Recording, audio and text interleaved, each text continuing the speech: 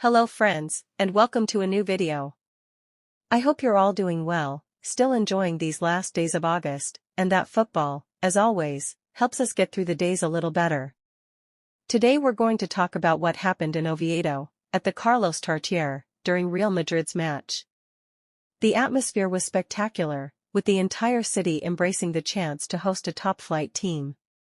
However, what should have been a football celebration was overshadowed by something we've already seen far too often, the constant controversy surrounding Vinicius Jr., and, above all, the way his story is told in much of the world's sports media. On social media, we saw countless posts from journalists and fans alike saying that Vinicius has a social problem and that, on his first visit to the Tartiere, he somehow managed to get 30,000 people to boo him. Look at the framing here, as if it were some kind of personal achievement for the Brazilian, as if he were deliberately seeking that situation.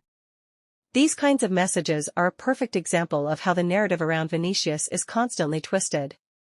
Because what didn't get mentioned? Hardly anyone pointed out that Vinicius was booed and insulted from the moment he started warming up, without even being in the starting 11, and without ever having played in that stadium before. Is that also Vinicius' fault? Did he provoke from the bench? Obviously not. What's really happening is that, for years now, headlines, talk shows, and comments like these have been creating a toxic environment. And that's how a story gets built where Vinicius always ends up being the villain, even when he's done nothing wrong. Luckily, in this case, we also had the version of a journalist who was actually inside the stadium, reporting the details more accurately, from the initial boos, to the objects thrown from the stands, to the bottle that landed close to Vinicius as he celebrated a goal.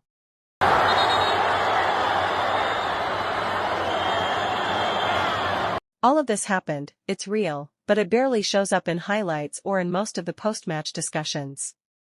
What we do see everywhere, on social media and TV, are the images of Vinicius pointing at the stands or making the two-finger gesture, which means that it is sending its rival to the second division of Spanish football.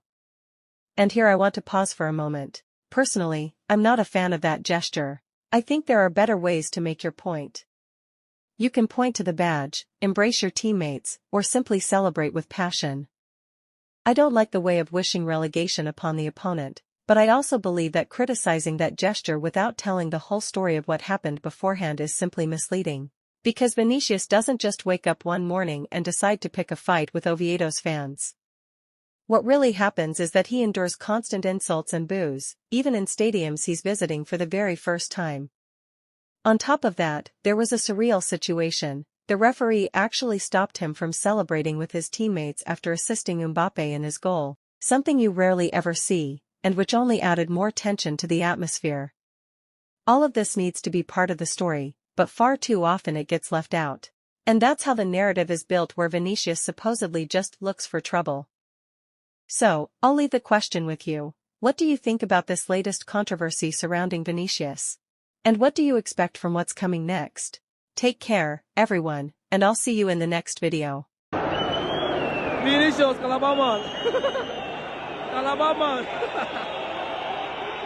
Calabaman!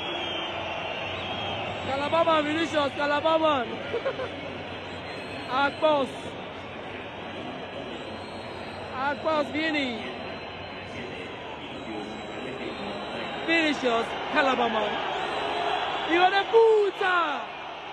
Hijo de puta! Vini, hijo de puta! Hijo de puta! Hijo de puta! Hijo de puta! Hijo de puta!